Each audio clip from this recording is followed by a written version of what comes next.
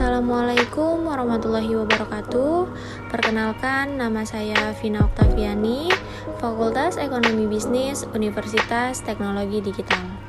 Untuk memenuhi nilai evaluasi akhir semester dari mata kuliah Kreativitas dan Inovasi Bisnis. Di sini saya mengambil teori dan kasus produk makeover. Makeover adalah salah satu merek kosmetik yang mengusung brand image halal pada produknya.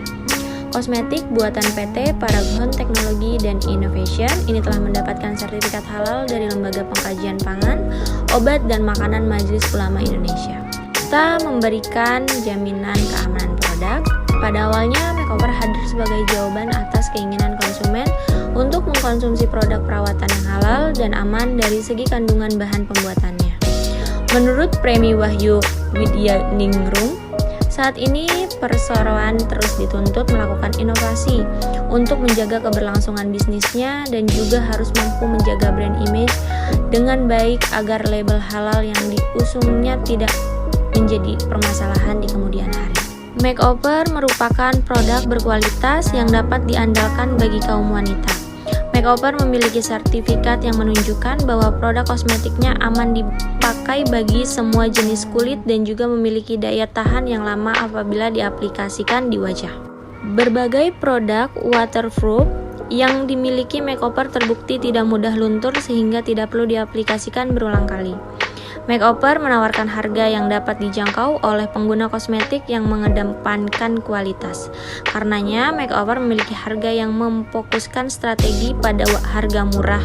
Walaupun begitu, produk makeover tidaklah terlalu mahal dan masih dapat dijangkau masyarakat daya saing tinggi di pasar. Berdasarkan hal tersebut, penelitian tertarik melakukan penelitian untuk mengetahui apakah para perempuan muslim melakukan suatu minat beli terhadap produk kosmetik di makeover dikarenakan adanya faktor brand image serta peranan halal awareness yang menggunakan kosmetik makeover ataukah karena adanya faktor-faktor keputusan pembelian di luar dari faktor-faktor tersebut. Faktor lain yang dapat mempengaruhi keputusan pembeli adalah penggunaan selebriti atau artis. Menurut salah satu remaja muslim, pembelian produk dan jasa serta pemilihan merek para selebriti bisa memiliki pengaruh kuat pada konsumen. Selanjutnya ada proses komersial. Proses komersialisasi teknologi menurut Parker dan Mainelli 2001 menyebutkan bahwa ada dua titik di mana teknologi menghasilkan keuntungan. Komersialisasi pertama terjadi saat teknologi yang dihasilkan dari scientific research berhasil menciptakan lisensi. Fase kedua terjadi saat teknologi diubah atau diaplikasikan ke dalam sebuah produk melalui suatu aktivitas product development di perusahaan agar dapat digunakan dalam kegiatan produksi, lanjutan, atau konsumsi. Pemakai teknologi tersebut diharuskan membayar kompensasi sejumlah tertentu, biasanya dalam bentuk moneter, atas penggunaan atau pembelian produk tersebut sehingga memberikan keuntungan bagi pihak dan pengembangan teknologi. Selanjutnya hal ini disebut sebagai perspektif kedua dari komersialisasi teknologi. Selanjutnya ada difusi inovasi. Dalam proses difusi inovasi adalah sebagai kegiatan mengkomunikasikan inovasi melalui saluran-saluran tertentu pada saat tertentu di antara anggota-anggota suatu sistem sosial yang mencakup teknologi, produk baru, dan ide-ide baru. Proses adopsi inovasi. Proses adopsi inovasi teknologi merupakan suatu proses penerimaan terhadap hal-hal baru. Proses yang terjadi hanya dapat dilihat dari tingkah laku individu yang bersangkutan. Wiriat Madja 1983. Selanjutnya ada inovasi hijau. Inovasi hijau artinya inovasi yang tidak merusak lingkungan atau dampaknya tidak membahayakan nyawa. Inovasi hijau ini bertujuan untuk melindungi sumber daya alam agar tetap bersih, sehat, dan berkelanjutan. Tujuan inovasi hijau ini adalah untuk memungkinkan generasi masa depan masih bisa menikmati sumber daya alam yang ada. Kita bantu berharap anak cucu kita bisa menikmati air bersih, udara segar, dan tanah yang subur. Mengapa inovasi hijau itu diperlukan? Karena seiring waktu, inovasi baru ini terkadang justru membuat kerusakan di muka bumi. Contoh sederhananya adalah produksi kendaraan bermotor. Itu merupakan inovasi baru tentunya, karena pada zaman dahulu kita menggunakan hewan sebagai alat transportasi. Inovasi terbuka. Inovasi terbuka adalah suatu proses di mana orang mencari dan mengkomersialkan ide-ide inovatif yang berasal dari luar organisasi.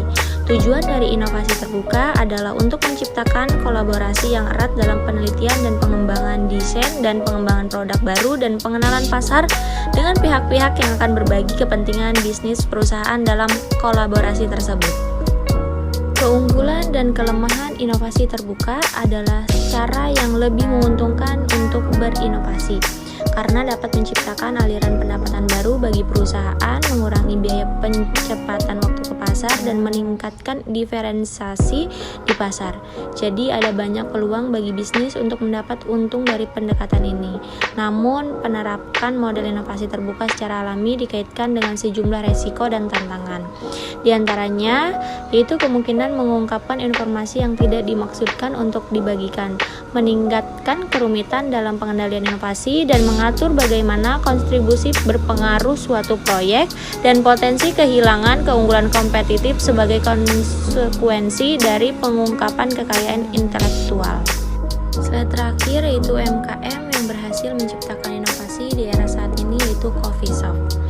Usaha kopi saat ini banyak diminati karena berkaitan dengan penyediaan makanan dan minuman untuk menyediakan tempat kursus dan memadai serta mudah dijangkau.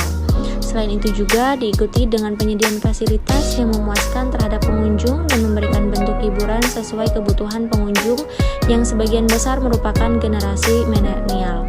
Kebutuhan generasi milenial di antara lain koneksi wifi yang cepat, desain interior yang unik, dan instagramable serta fasilitas yang lengkap. Perkembangan bisnis di coffee shop di Indonesia saat ini, khususnya di kota-kota besar, semakin berkembangnya pesat. Banyak bermunculan wirausahawan yang membuka usaha coffee shop dengan berbagai konsep atau ide-ide yang dibuat untuk memikat konsumen dari berbagai kalangan. Dalam mengunjungi coffee shop, konsumen tidak hanya mencari produk saja berupa makanan dan minuman, tetapi juga menginginkan pengalaman yang berbeda. Salah satu alasan munculnya bisnis coffee shop di Indonesia adalah karena adanya peluang pasar. Mereka tahu di mana kira-kira segmen yang sesuai dengan kopi yang mereka dirikan sesuai kebutuhan konsumen itu sendiri. Selain itu, karena adanya gaya hidup, lifestyle, dan perilaku masyarakat urban, khususnya kaum generasi milenial yang sebagian besar tergolong usia anak muda. Thank you for watching. Wassalamualaikum warahmatullahi wabarakatuh.